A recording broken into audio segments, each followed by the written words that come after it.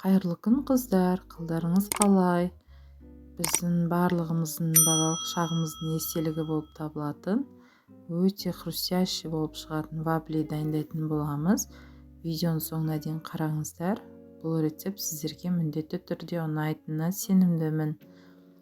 Ең алдымен ыдысымызға жұмыртқаларымызды жарып, оның үстіне шекерімізді салып, миксердің жай жылдамдығымен араластырамыз.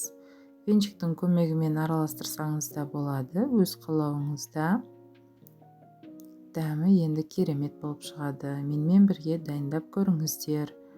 Егер рецепт ұнаса, каналыма тіркеліп, лайктарыңызды басып, астына ой пікірлеріңізді жазып кетсеңіздер болады.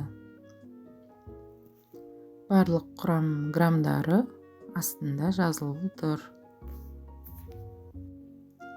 Миксердің көмегімен араластырып болған соң, ерітілген сары майымызды қосып, оны да жақсылап араластырамыз.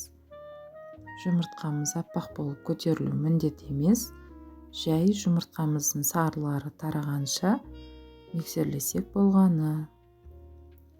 Енді ұнымызды електен өткізіп, осы жұмыртқалы массамыздың үстіне саламыз. Оны да толық миксерлейміз. Мен мына жерде үстіне лимонның цедрасын салдым.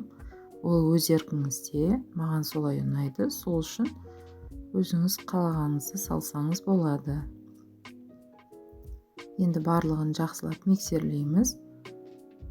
Бұл вафлиді дайындау үшін арнайы вафельница қажет болады. Вафельницаңыз болса, міндетті түрде осы рецептпен жасап көріңіз.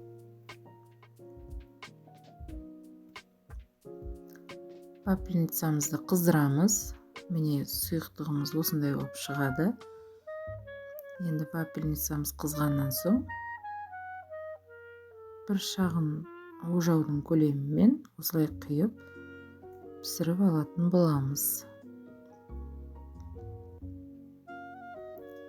Дәмі өте керемет болып шығады.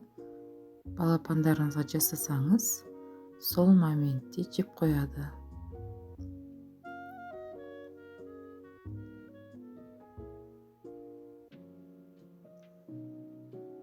Вафельницамызды алып, енді ыстықтай кезінде орауымыз қажет.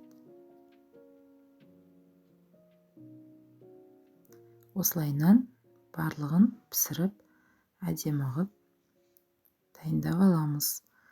Рецепт ұнаса, каналыма тіркеліп қойыңыздар.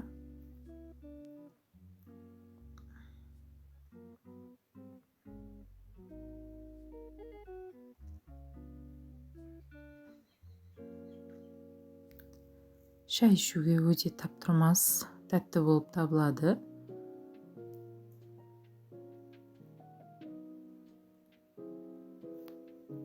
Ас болсын барлықтарыңызға.